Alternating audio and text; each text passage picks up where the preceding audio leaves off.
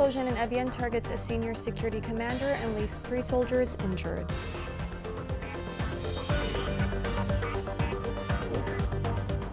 Houthis continue escalation and attack with drones a military camp in Sada.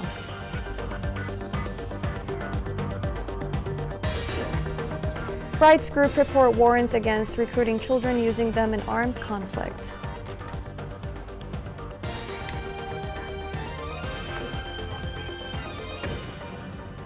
Welcome to Yemen Today TV. This is the English News with me, Shaza Abdelbei. A car bomb explosion targeted a security official in Ebian in South Yemen. Security sources said the commander of the Senior Special Forces, Major Fadl Ba'ish, survived a car bomb attack in Ebian, which resulted in the injury of 3 people and his car was damaged. The sources suggested that Al-Qaeda was involved in the terrorist operation, as Ebian witnessed the same operations in the past month, which were claimed by the organization. The joint forces defended a Houthi attack on Maurice front in Al-Dala in South Yemen. Military sources reported that the violent confrontations erupted between the joint forces and the militias amid shared clashes with medium weapons. Fierce clashes with medium weapons also took place on Al-Fakhr front, resulting in the killing of a number of Houthi militia. The joint forces stopped the movements of the Houthi militia in which they tried to position themselves near the front line south of Hodeidah. The military media reported that the joint forces achieved direct casualties among the militia members, forcing them to flee. The Houthi terrorist militia targeted a gathering north of Sada on the occasion of 16th anniversary of the Yemeni Revolution. According to a statement issued by the government forces, the militia fired rockets on the gathering and the forces responded to the attack immediately. This report has more details. The Iran-backed Houthi militia launched last Saturday an attack against a military camp in Yemen's northern Sada province. The shelling resulted in the killing of 1 and injuring a number of people. The attack on the camp took place days after the Houthis attacked Bahraini troops in the Arab coalition deployed on Saudi Arabia's southern border, killing 4 servicemen. Saturday's attack, using drones and Katyusha rockets, targeted a military parade commemorating the September 26 revolution. Member of the Presidential Leadership Council, Abdurrahman al-Mahrami, condemned the attack, saying that it reflects the Houthis' despair as they are constantly being confronted by the heroes of the military. The command at the camp said the Houthis are defying regional and international efforts to establish peace in Yemen. The military rebelled the attack, downing several Houthi drones, it added, while stressing its right to respond to such violations in line with its national duties. Spokesman for the military, Abdul Majalli, warned that the repeated Houthi attacks on the legitimate forces or Arab coalition will impact peace efforts. He accused the Houthis of rejecting all regional and international peace efforts as demonstrated by the latest attacks. He noted that the military has become better trained and equipped in repelling attacks, but it is also keen on ensuring the success of peace efforts. Militia Organization for Human Rights released a new report entitled Child Fighters. The report documented child recruitment by the warring parties in Yemen from July 2021 to December 2022. This report has more details. As Houthi child recruitment campaigns intensify across Yemen, the Militia Organization for Human Rights in Yemen launched its second report on child conscription, titled Child Warriors. The report indicates that the Houthi group has recruited 2,209 children on the front lines, representing 98.9% of child recruitment incidents. Meanwhile, the internationally recognized Yemeni government and its affiliated armed formation recruited and involved 24 children in armed action, representing 1.1% of total incidents. According to monitoring data, 1,309 children, including a Somali child, were killed in Houthi ranks, and 351 children were injured and maimed during frontline action. The report also documents the death of 556 children in Houthi ranks. These children had been granted military ranks varying between officers and non-commissioned officers, with 753 other children given the status of soldiers in official Houthi lists. Interviews with families of victims and testimonies by educational and social leaders indicated that, due to a lack of fighters, the Houthi group has resorted to recruiting large numbers of fighters regardless of their age. Mayoon's report also highlights that the Houthi group recruits children by exploiting the living and economic circumstances of children and their families, ideologically indoctrinating minors through the media outlets and social networking sites, as well as educational institutions such as schools, universities, and summer camps. Additionally, the group has taken over mosques and Quranic study facilities, mobilizing tribal leaders, sheikhs, and notables through subterfuge, abduction, and pressure. The organization called for full compliance with international agreements ratified by Yemen, an immediate cessation of child recruitment, and the judicial holding of all entities, individuals, and civilian and military leaders responsible for child recruitment. Here in Yemen, a 9-year conflict has created one of the worst humanitarian and protection crises this world has ever seen. More than 21 million people, including 4.5 million internally displaced people, need humanitarian assistance. And nearly 71,000 refugees and asylum seekers are sheltering in this war-torn country that has seen its economy devastated and is experiencing climate shocks. As part of the humanitarian community and as the representative of UNHCR in Yemen, I'm proud that our teams and our partners are doing crucial work to aid those in the greatest need. And it's unfortunate, but the reality is that Yemen remains one of the most dangerous places to operate. And most recently, we have tragically lost a fellow humanitarian, all while serving humanity. Humanitarians should not be targets. They should be protected in doing life-saving work. We should not forget that most of our colleagues are nationals whose lives are sometimes at even greater risk than international staff. Massam Project announced the removal of more than 3,000 mines in September. The total number of mines removed by Massam Project amounted to more than 400,000 mines and explosive devices.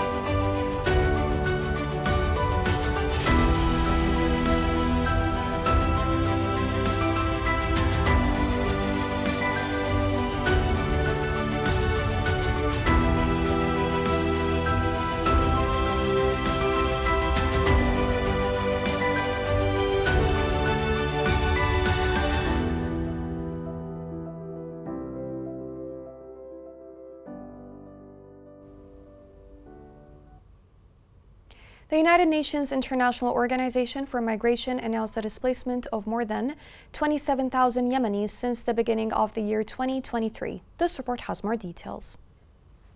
Millions of Yemenis had to take difficult decisions, such as leaving their regions in search of safety, after the terrorist Houthi group made them live through periods of siege, abuse, and repression, with various kinds of heavy and light weapons.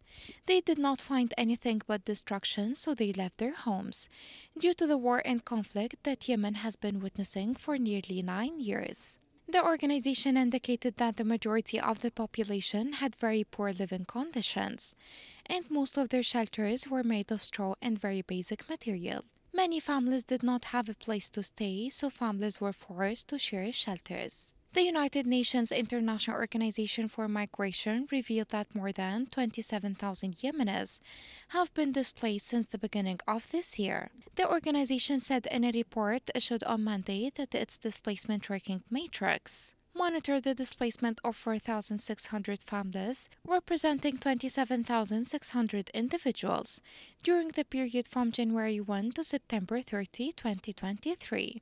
They were displaced at least once. In its weekly report on displacement operations, the United Nations monitored the displacement of only 49 families, representing 294 individuals who were displaced from Taiz, El Baida, El Jauf, and Hodeidah. during the period from September 24 to 30. The displaced people lived terrifying nights as the rain and wind washed away and tore their tents, and dozens of families remain in the open air with no shelter or protection. The rainy and windy season represents the beginning of a new chapter of the suffering of the displaced people inside their camps. Children and elders suffer from many diseases and pay the price for that, as a result of the negligence of those concerned about the condition and suffering of the displaced people. Promises remained on paper and dozens of families remained in suffering, without any relief aid or shelter to extract them from the homelessness they are living in.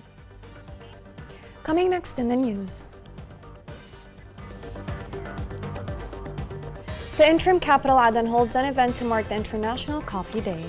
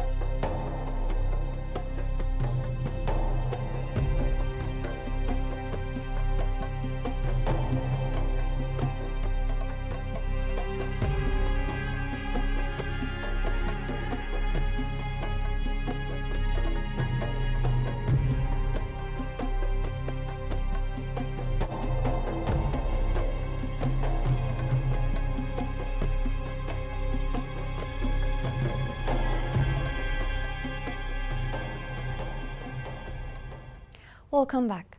Hard living conditions due to the 9-year conflict in Yemen have forced thousands of children to drop out of school and join labor market.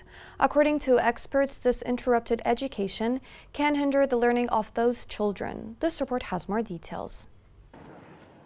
In Yemen, conflict and displacement have deprived millions of children of a typical childhood. Dropping out of school among youth and adolescents is a societal phenomenon that is on the rise in Shabwa Governorate, especially in recent years with the outbreak of the war. More and more children are dropping out of school lately. We have monitored 6,600 school children who have left school in 2023. That is a terrifying number, and it keeps on growing largely due to the conflict plaguing the nation and household living conditions. Concerned people attribute the increase of this phenomenon to the deterioration of living conditions, with people unable to bear the burden of school expenses for their children, especially with the rise in prices and the lack of income. Some families are also compelled to push their children into the labor force in order to guarantee a steady income. Children who are expected to support the family while still in school find it difficult to manage the two responsibilities. To help the families financially, many students drop out of school. I've had to drop out of school to support my family. My father is visually impaired and we've no means of regular income. Education enables children and adolescents to grow, develop and gain the knowledge, values, and skills they need to reach their full potential, gain economic independence, and play an active role in their communities and societies. There are numerous hazards and repercussions to leaving school, including fraternizing with terrorist organizations and ideological indoctrination. There is growing evidence of the significant social and economic returns of education, including at upper secondary level for individuals and for entire societies. Education leads to reduced crime and risky behavior among young people and a lower burden on social welfare, health, and justice budgets. A Yemeni-Japanese meeting discussed the possibility of raising the level of cultural exchange between the two countries. The Yemeni ambassador in Tokyo added that he met with the Japanese Deputy Minister of Education, Culture and Technology to discuss the possibility of offering scholarships to Yemeni students in many Japanese universities. The Polish government cancelled a wheat grant that was supposed to be sent to Yemen earlier. The cancellation came after more than 7 months of the government's failure to transfer the grant from Polish ports to Yemen and distribute it to the beneficiaries.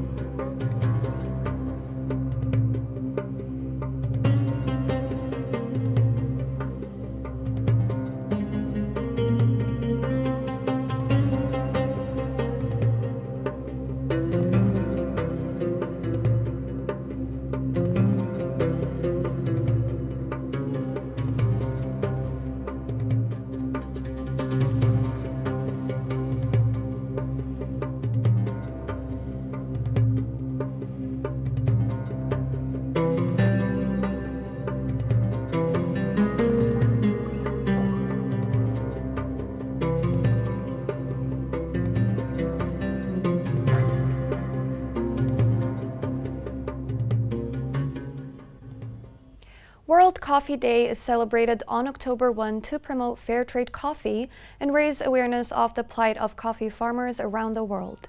Yemen is considered the original country of Arabic coffee and the home of the world-famous mocha coffee. This report has more details.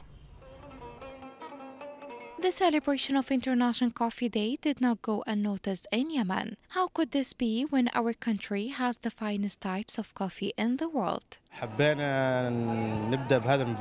This initiative should take place in all cafes around Yemen in order to celebrate the Yemeni coffee and inform people of its importance and benefits. It's a very successful initiative. As the world celebrates International Coffee Day, modern cafes have spread in the city of Aden. They provide quality services to their customers and are proud of their different types of Yemeni coffee as its main drink. This initiative is very successful. I come here every day to work in a nice and quiet environment. Today they have an offer, buy one, get one free.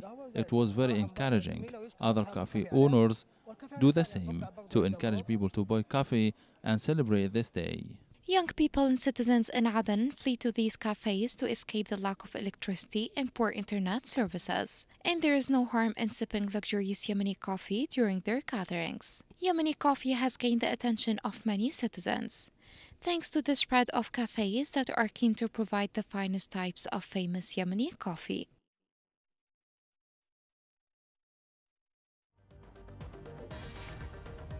Here's a reminder of the main headlines. Car explosion in Ebian targets a senior security commander and leaves 3 soldiers injured. Houthis continue escalation and attack with drones in military camp in Sada.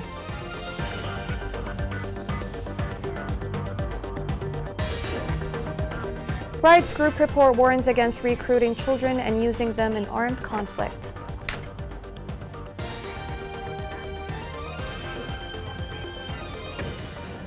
This is the end of the news. Thank you for watching.